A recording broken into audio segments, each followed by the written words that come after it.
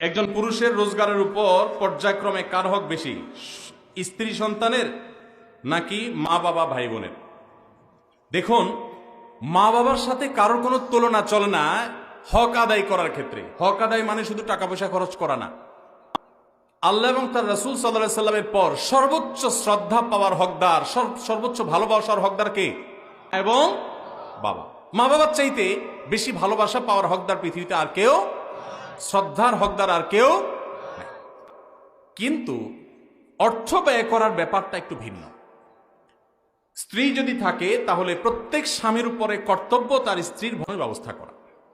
মা বাবার যদি টাকা পয়সার অভাব না থাকে, নিজেদের যা চেষ্টা দিয়ে তারা যদি চলতে পারেন, তাহলে শরীয়ত সন্তানের উপরে সন্তানের বাবা মার ভরণ দেওয়াটাকে ফরজ করেনি। কথা কি বুঝতে পারছেন?